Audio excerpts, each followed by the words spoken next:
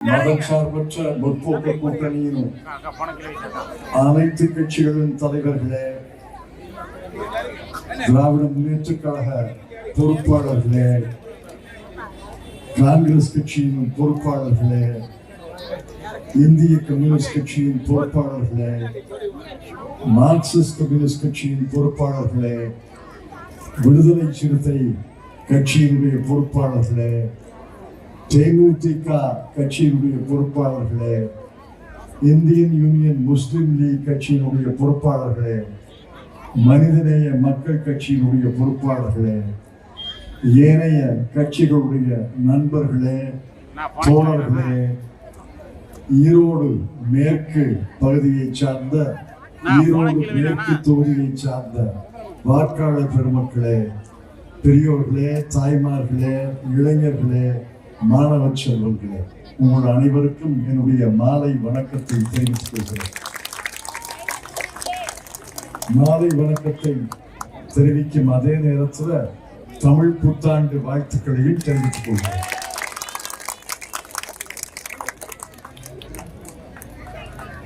April 23 தேர்தல் நடைபெறுகிறது. இதற்கு முன்னாடி 2024 ஒரு தேர்தல் நடந்தது. 2 ஆண்டுகளுக்கு முன்னாடி ஒரு தேர்தல் நடந்து நாட்டை யார் எந்த கட்சி ஆள்வது என்ற கேள்வி எழுந்தது. அந்த கேள்வியை மறைக்கும் விதத்தில் உதாரணமாக ஒரு கேள்வி எழுந்தது. அந்த கேள்வி மிகப்பெரிய கேள்வி. அரசியல் சாசனத்தை திருத்துவதற்கு பாரதிய ஜனதா கட்சி முனைகிறது. அரசியல் சாசனத்தை திருத்த வேண்டுமா வேண்டாமா? அரசியல் சாசனத்துக்கு ஆபத்தா இல்லையா? இன்றைக்கு அண்ணல் அம்பேத்கர் அவர்களுடைய பிறந்த நாள். அந்த அண்ணல் அம்பேத்கர் அவர்கள் வடித்து தந்த அரசியல் சாசனத்தை பாரதிய ஜனதா கட்சி திருத்துவதா இல்லையா என்ற கேள்விதான் மிகப்பெரிய கேள்வியாக எழுந்தது. உங்களுக்கெல்லாம் நினைவில் இருக்கும், ராகுல் காந்தி அவர்கள் அரசியல் சாசன நூலை கையிலே வைத்துக் கொண்டு இந்த அரசியல் சாசனத்தை பாதுகாக்க வேண்டும் என்று நாடு முழுவதும் நடைப்பயணம் சென்றார். அப்புறம் தேர்தலில் பேசினார். அரசியல் சாசனத்தை திருத்தக்கூடாது, திருத்தக்கூடிய அதிகாரம் வலிமை பாரதிய ஜனதா கட்சிக்கு வந்துவிடக் கூடாது என்பது தமிழ்நாடு தெளிவாக தீர்ப்பளித்தது. 39 தொகுதிகளிலேயும் திராவிட முன்னேற்ற கழகத்தின் தலைமையிலே இருந்த கூட்டணி வெற்றி பெற்றது. பாண்டிச்சேரியிலையும் காங்கிரஸ் கட்சி வெற்றி பெற்றது. கேரளாவில், தெலுங்கானாவில், ஆந்திராவில், கர்நாடகத்தில் அரசியல் சாசனத்தை திருத்தக்கூடாது என்று வாக்களித்தார். வடநாட்டில் பாரதிய ஜனதா கட்சி செல்வாக்கு மிகுந்த கட்சி, நான் மறுக்கவில்லை. ஆனால் வடநாட்டு மக்களும் பாரதிய ஜனதா கட்சி ஆளட்டும், ஆனால் அரசியல் சாசனத்தை திருத்தக்கூடாது என்றுதான் வாக்களித்தார். அரசியல் கட்சியை பாரதிய ஜனதா கட்சி ஆளும் கட்சியாக இருக்கட்டும், ஆனால் அரசியல் சாசனத்தை திருத்தக்கூடாது என்பதற்காகத்தான் நாடு முழுவதும் 3/2 பங்கு பெரும்பான்மையை தரவில்லை, 3/2 பங்கு அறுதி பெரும்பான்மையும் தரவில்லை. 240 இடங்களை மட்டுமே பாரதிய ஜனதா கட்சி வென்றது. அரசியல் சாசனம் பிழைத்தது என்று நாம் நினைத்தோம். ஆனால் அரசியல் சாசனம் பிழைக்கவில்லை. அரசியல் சாசனத்தை சிதைக்க விரும்புபவர்கள், அரசியல் சாசனத்தை சீரழிக்க விரும்புபவர்கள் தொடர்ந்து ஆட்சியில் இருக்கிறார்கள் என்பதற்கு அடையாளமாக நாளை மறுநாள் நாடாளுமன்றம் கூடுகிறது. அது உங்களுக்கு தெரியுமா? நாளை மறுநாள் நாடாளுமன்றத்தை கூட்டுகிறார். தமிழ்நாட்டில் தேர்தல் நடைபெறுகிறது, மேற்கு வங்கத்தில் தேர்தல் நடைபெறுகிறது. தமிழ்நாடு பாண்டிச்சேரியிலே 40 உறுப்பினர்கள் இருக்கிறாங்க. மேற்கு வங்கத்தில் 42 உறுப்பினர்கள் இருக்காங்க. அவங்க வரக்கூடாது என்பதற்காக அவர்கள் தேர்தல் பணிகளை ஆற்றிக் கொண்டிருக்கிறார்கள். அவர்கள் நாடாளுமன்ற தொகுதிக்குள்ள உள்ள சட்டமன்ற தொகுதிகளிலே கடுமையாக போராடி கொண்டிருக்கிறார்கள் என்று தெரிந்து வேண்டுமென்று 16ஆம் தேதி நாடாளுமன்றத்தை கூட்டுகிறார். காங்கிரஸ் தலைவர் கார்கே அவர்கள் சொன்னார்கள் 16 கூட்டுவதற்கு பதிலாக 29 கூட்டு. ஏப்ரல் 16க்கு பதிலாக ஏப்ரல் 29 நாடு முழுவதும் தேர்தல், மாநில தேர்தல்கள் முடிந்துவிடும், அப்ப கூட்டுங்க, நாங்க வர்றோம்னு சொன்னாங்க. அதற்கு அரசு அமைச்சர் பதில் சொல்கிறார், இல்லை 16ஆம் தேதி கூட்டணும், 29 கூட்டினா பெண்கள் ஒதுக்கீடு மோசமாகிவிடும், பெண்கள் ஒதுக்கீடு தாமதமாகிவிடும். 16க்கு 29க்கு என்ன வித்தியாசம்? அது என்ன தலைபோற அவசரம்? பெண்கள் ஒதுக்கீடு 2023 செப்டம்பர் மாதத்தே நிறைவேற்றியது. 30 மாதங்கள் கும்பகர்ணனை போல உறங்கி கிடந்து இப்ப 13 நாள் வெயிட் பண்ணுங்கன்னா, 13 நாள் கழித்து கூட்டுங்கன்னா முடியாது என்று மூர்க்கத்தனமாக 16ஆம் தேதி கூட்டுகிறார். அரசியல் சாசனத்தை திருத்தப் போகிறார். அரசியல் சாசனத்தை சோனியா காந்தி அவர்கள் காங்கிரஸ் கட்சியின் சார்பிலே தெளிவாக நேற்று முன்தினம் அறிவித்து விட்டார், நாங்கள் அரசியல் சாசன திருத்தத்தை எதிர்ப்போம் என்று.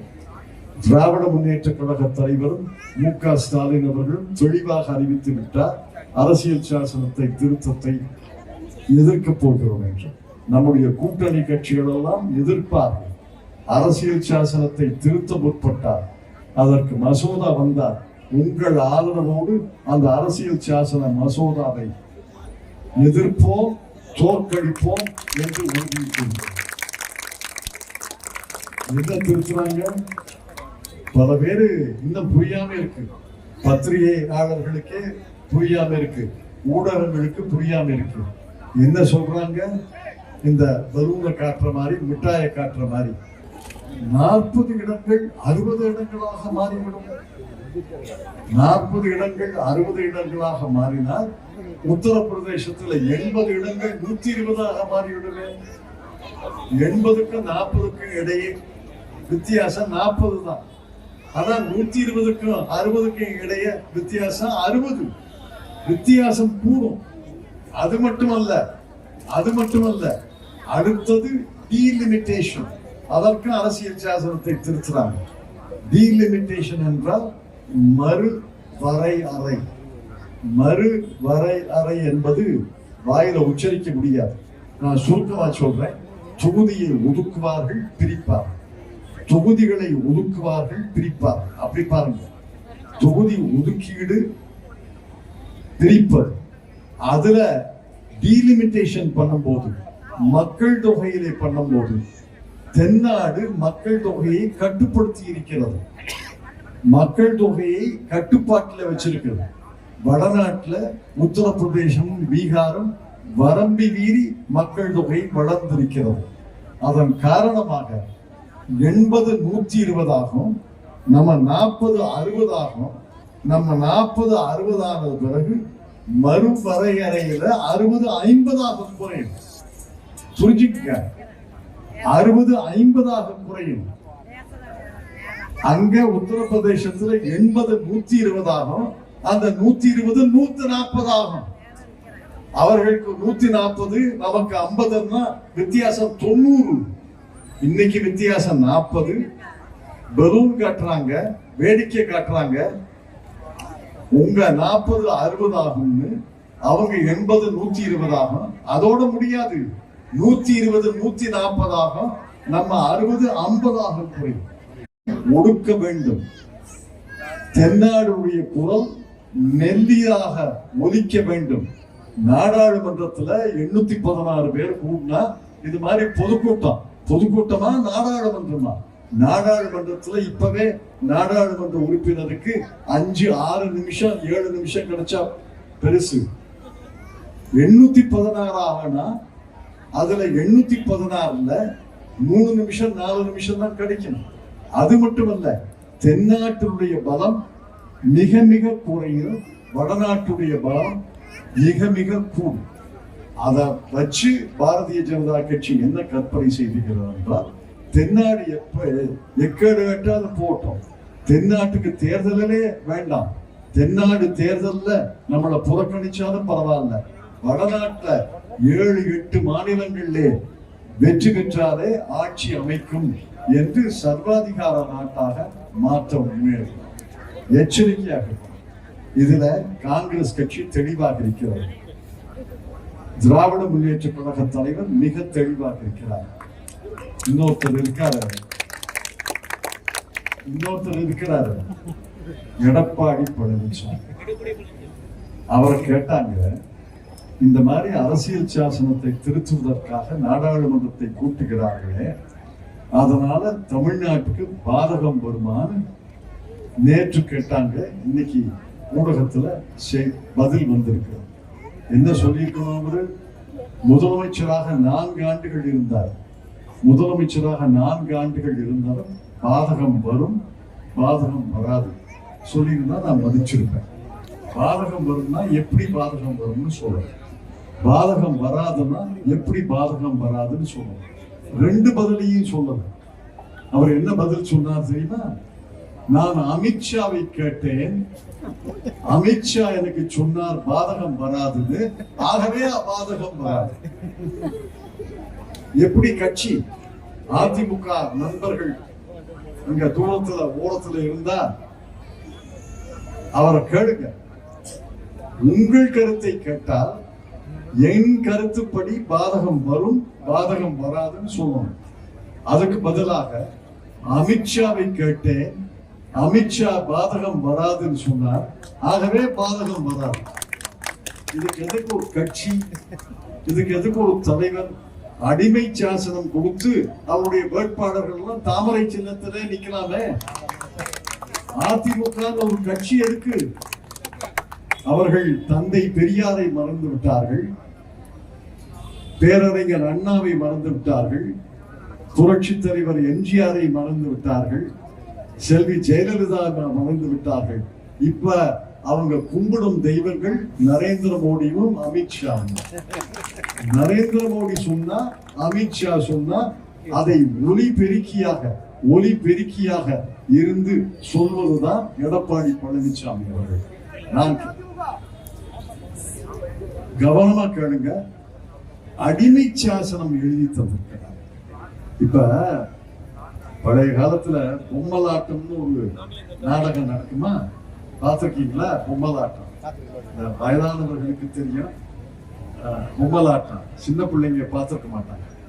பொம்மலாட்டத்துல திரை தொங்கும், திரைக்கு முன்னாடி பொம்மை நிற்கும், பொம்மை கையை தூக்கும், பொம்மை கையை இறக்கும், பொம்மை வாழ் எடுத்து போராடும், பொம்மை சிரிக்கும், பொம்மை இடது பக்கம் திரும்பும், பொம்மை வலது பக்கம் திரும்பும், பொம்மை குனியும், பொம்மை நிமிரும். குழந்தைகள்லாம் சந்தோஷமா, ஆனா பொம்மை கையை தூக்குற, பொம்மை கையை போடுது, பொம்மை சண்டை போடுது, பொம்மை சிரிக்குது. பொம்மையா செய்யுது. பின்னாடி திரை மறைவில ஒரு சூத்திரதாரம் நூலை வச்சிருப்பான். அவன் நூலை போட்டா கை தூக்கம், நூலை கட்டா கை தூக்கம். எடப்பாடி பழனிசாமி அவர்கள், மரியாதைக்குரிய எடப்பாடி பழனிசாமி அவர்கள் பொம்மலாட்டத்துல பொம்மை தான். அமித்ஷா தான் சூத்திரம்.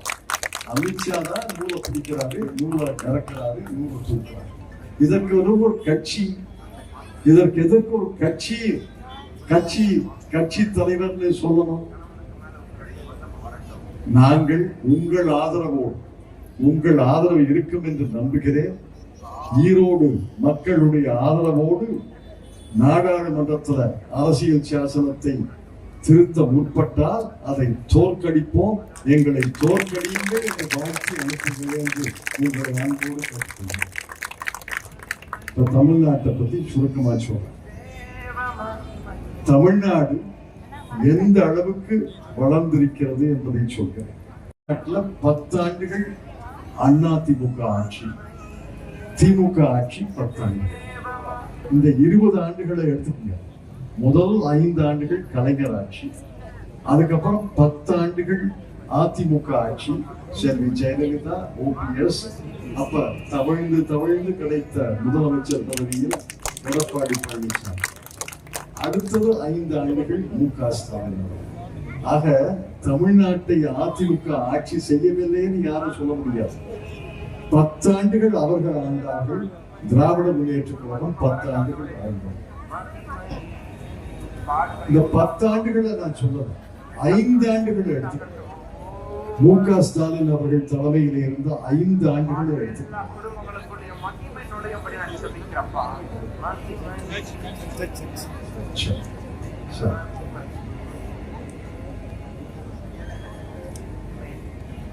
5 ஆண்டுகள் மு.க. ஸ்டாலின் ஒரு முகத்துல கலை இருக்கா, ஒரு முகம் வசீகரமா இருக்கா, எப்படி முடிவெடுது? 2 கண் தானே.